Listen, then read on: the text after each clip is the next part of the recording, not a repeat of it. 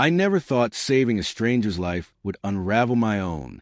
The night air was thick with the scent of rain-soaked asphalt when I spotted him, sprawled across the curb like a broken marionette, blood seeping through his shirt. Instinct overrode reason.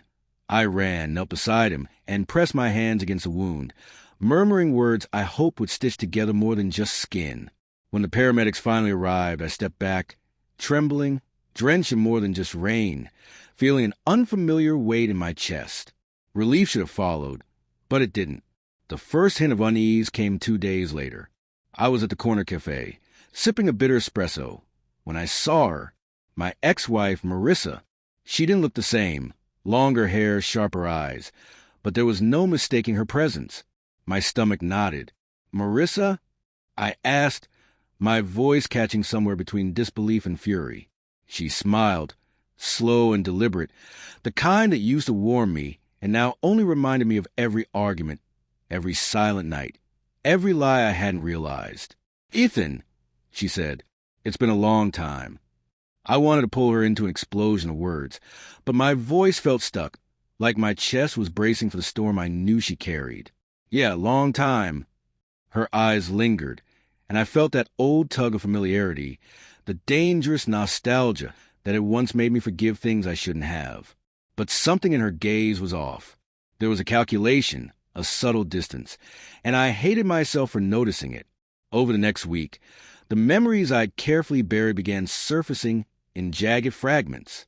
Late-night phone calls I never knew about, hushed conversations with someone I didn't recognize.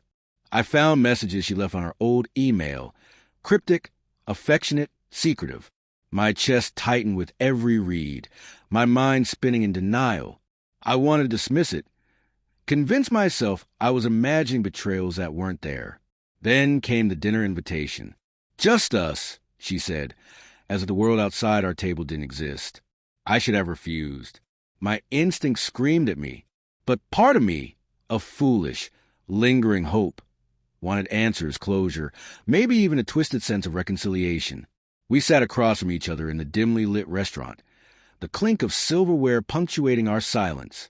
She spoke of trivial things at first, the kind of shallow topics meant to disarm and charm. But her hand brushed mine across the table once or twice, and the spark of intimacy hit me like a shockwave. I pulled back, ashamed, angry at my own weakness. I want to see how you were doing," she said finally, her voice softer now, almost pleading. "I heard about that night, the man you saved." My throat went dry. "Yeah," I said, my fingers unconsciously tracing the rim of my glass. "He's okay." Her eyes shifted, and for a moment, I caught it, a flicker of hesitation, a micro-expression of guilt. My heart skipped. "Marissa, is there something you're not telling me?" I asked, trying to mask the tremor in my voice. She laughed, but it didn't reach her eyes. "Ethan, why would you think that?" I wanted to believe her. I wanted to swallow my growing suspicion, but the unease had rooted itself too deeply. My intuition, honed over years of heartbreak, whispered truths I wasn't ready to hear. A week later, I saw them together, the man from the cafe and Marissa. My world tilted on its axis.